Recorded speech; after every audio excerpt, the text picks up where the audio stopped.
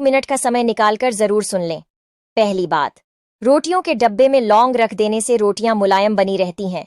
दूसरी बात, दिल की बीमारी से बचने के लिए सलाद में प्याज का सेवन जरूर करें।